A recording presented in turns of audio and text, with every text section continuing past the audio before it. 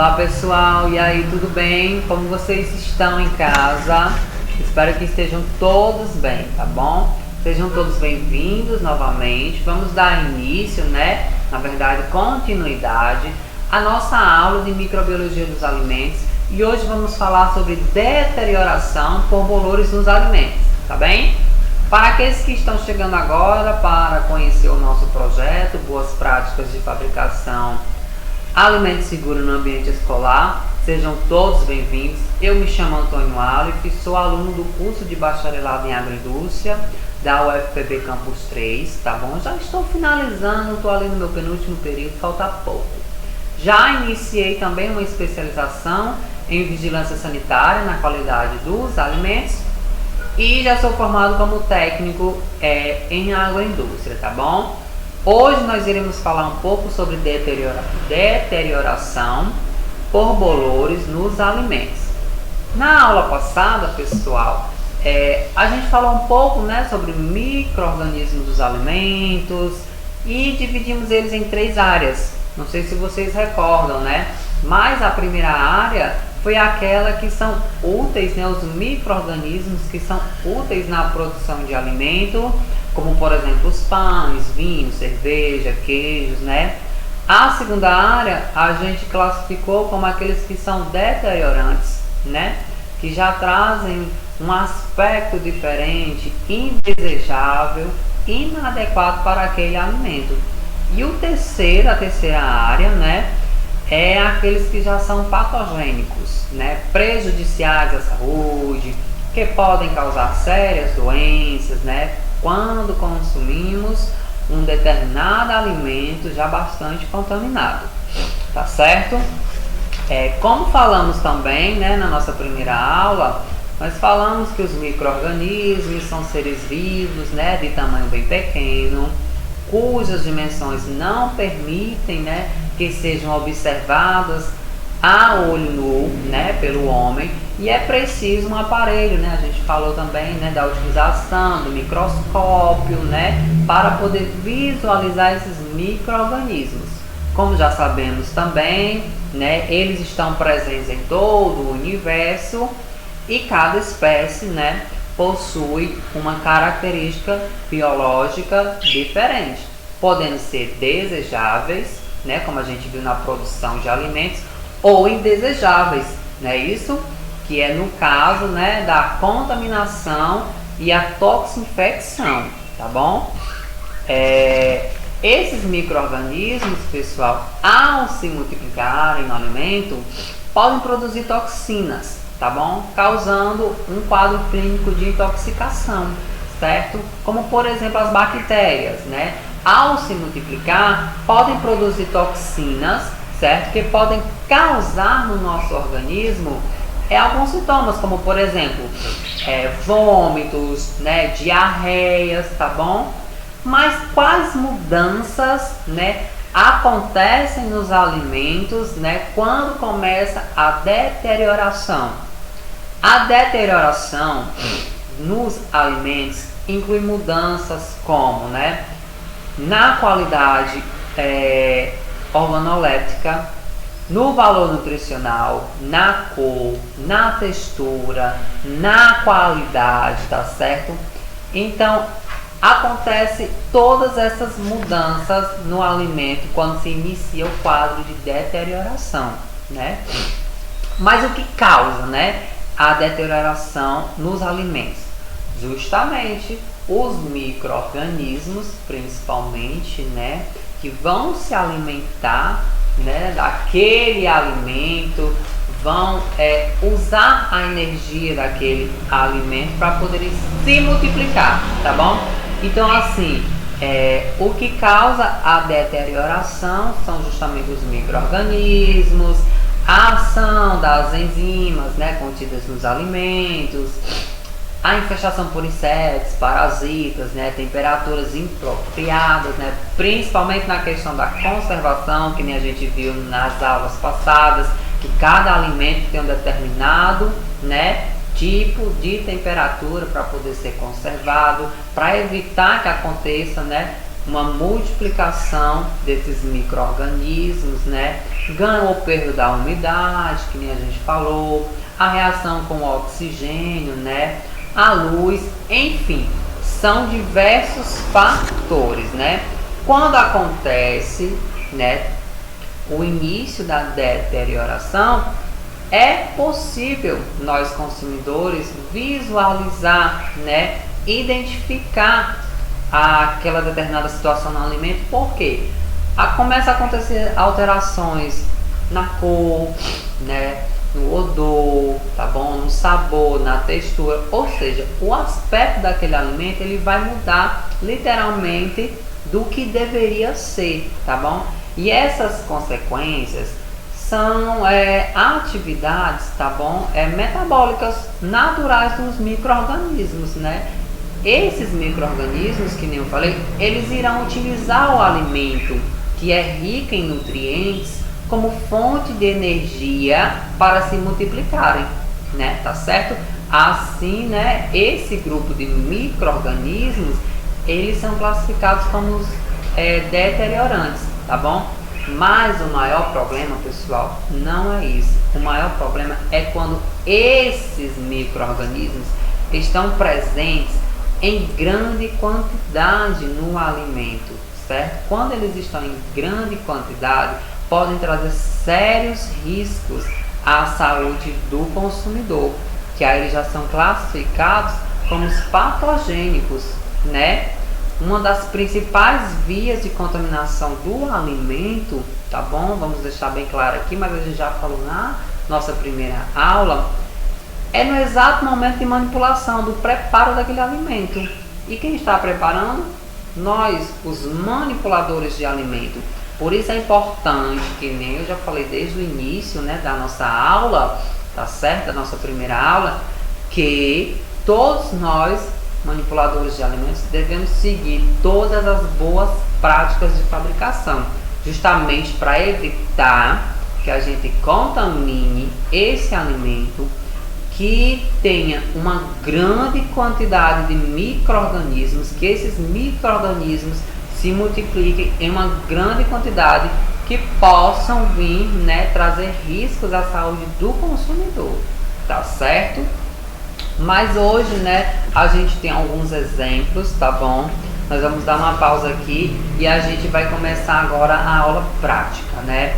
Vamos pegar como exemplo o próprio alimento da nossa casa, tá certo? Então eu vou trazer algumas demonstrações práticas de alguns alimentos que a gente tem na nossa casa mesmo, que já foram, né, contaminados, tá bom? Por bolores, né? A formação desse mofo, como tem aí nesse pão, tá certo? Então eu vou trazer para vocês agora essa demonstração, tá? E espero que vocês continuem aí, tá ok? Pronto, pessoal, voltamos, certo? Com a nossa parte prática, né? Então vamos lá. Muita gente costuma, né, não ver problema algum em consumir um pão ou uma fruta, né, com sinais de formação de bolores, né? No caso, esse mofo, né, que vai começando a aparecer no nosso alimento, né? A nossa primeira opção que fazemos, muita gente faz, né, em casa, é retirar uma parte, certo? Essa parte embolorada, tá bom? E consumir o restante. E já tem outros, certo? Que acabam jogando tudo fora, tá bom?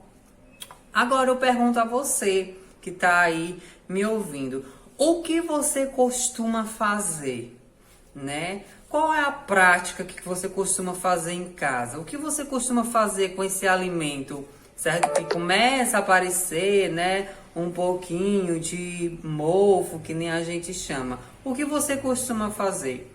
Pessoal, o problema de consumir esse alimento com bolores, né, é que você não sabe, certo? Você não consegue ver a quantidade de toxinas que já foram produzidas, que já foram liberadas em todo esse alimento. A gente não consegue enxergar até onde está toda essa contaminação, certo? A gente consegue ver somente a formação, né, desse mofo, dos bolores em cima, que é bastante visível. Mas a toxina, né, ali que já foi produzida, a gente não sabe se ela já está em todo o seu alimento.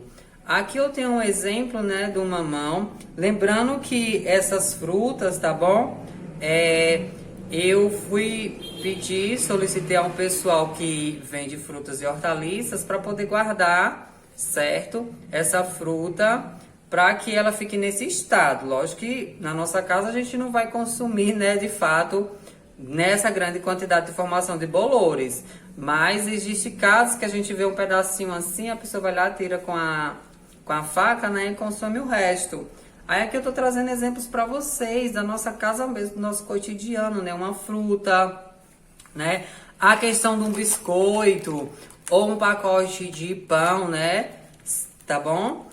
Por mais, né, que você veja somente que foi, né, aquela formação de bolor formou apenas em um pão ou um biscoito, você não sabe se toda aquela toxina já passou para todo o alimento. E eu vou explicar para você como que acontece isso, como que essa toxina, né, ela passa para todo o alimento, né? É bastante importante prestar atenção na questão de amendoins também em casa, né? Você abrir o seu pacotinho, ter o maior cuidado, consumir o mais rápido possível para evitar. Por quê, né? Lembra que a gente falou que um dos fatores é a quantidade de umidade, e a umidade ela está bastante no ar, né? No oxigênio.